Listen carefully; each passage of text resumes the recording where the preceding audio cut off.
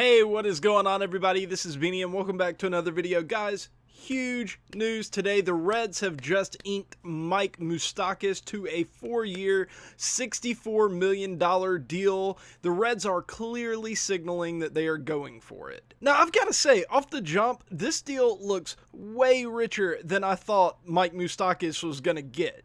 Because Mike Moustakas has been criminally undervalued for the past 2 or 3 years. He's a 3-time All-Star and he hasn't gotten paid over $10 million one single time during his career. But even though I think this deal is a little bit rich, even though I think Mike Moustakas is worth it, I just think it might be a slight overpay to what Mike Moustakas' actual market looked like for all the other teams in the MLB.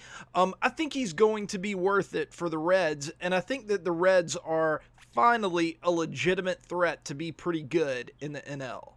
I mean, when you look at that pitching rotation of Sonny Gray, Trevor Bauer, and Castillo, I mean, that's a really, really competent front three with the potential to be one of the best front threes in front threes. What am I trying to say? Brain fart. It has the potential to be one of the best top of the rotations in baseball. I'm not saying that it is, but if Trevor Bauer, Sonny Gray, and Castillo all have play up to their potential and have a solid year next year, that is going to be a problem for all the other teams in the NL Central. And then if you look at that lineup with the Moustakas added, it does look a bit lefty heavy. Well, not really. I mean, they only had Jesse Winker, Joey Votto, Mike Moustakas. Then you have Eugenio Suarez and a few other guys. I mean, that's a pretty competent lineup as well, even though Joey Votto is kind of on the downslide of his career. Still pretty solid lineup. And then in their bullpen, they have Iglesias, Amir Garrett, guys like that, very competent back into the bullpen. I see this team as a team that doesn't have any real superstars, especially since, like I said, Joey Votto is on the downslide of his career. Maybe you could argue that Eugenio Suarez is a superstar. I think he's maybe... I think he's kind of in that second tier of third baseman behind the Bryants, Arenados, and Machados of the world, but he's very, very good. But they don't have any superstars in my opinion, but they're a team that doesn't really have that many holes. The only major hole that I could potentially see with this team is defense, because Jesse Winker is not that great in the outfield. I guess they're planning on playing Mike Moustakas at second base, and he's really not all that great there.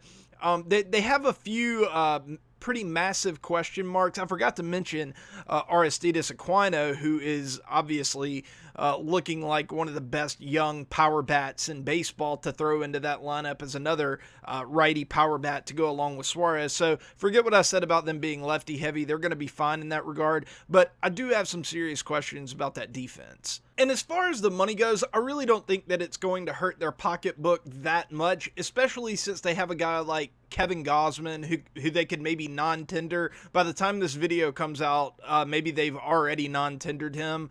But I mean, maybe they'll tender him, but I don't know. $10 million for a relief pitcher, maybe a starting pitcher of Kevin Gausman's caliber, that's pretty steep. My gut feeling is that they're probably going to non-tender him, and that will clear $10 million off the book, which is like 70% of what they're going to owe to Mike Moustakas. I guess I don't know how they're going to structure this contract. It's 4 years, $64 million, so my guess is just a flat $16 million per year, but who knows? It could be $13 million this year, $14 next year, and then like $20 million for the last 2 years or something like that. I haven't really looked into how they're going to structure it just yet. But I think you can make a serious argument that this makes Cincinnati maybe the second best team in the NL Central behind one of the Cardinals, Cubs, or Brewers. I don't know. It definitely makes that the most interesting division in baseball next year, though, because outside of the Pirates, every single team in that division is trying to compete. I know that there are rumors that the Brewers are trying to trade Hader. Even if they do trade Hader, I still think the Brewers are going to have a competent enough team to stay in the race. They're not going anywhere, especially with Yelich and all those guys. And the NL Central just overall is really, really just very, very, very strong. But right now, I said that you could maybe argue that they're the second best team, but I think my gut is telling me that they're going to be number 3. I think right now I have the Cardinals as the best team, the Cubs as the second best team, and then the Reds, and then the Brewers 4th. But all 4 of those teams are very, very, very close. Okay, so what do the Reds need to do to really hammer this home and really make a run at winning the NL Central?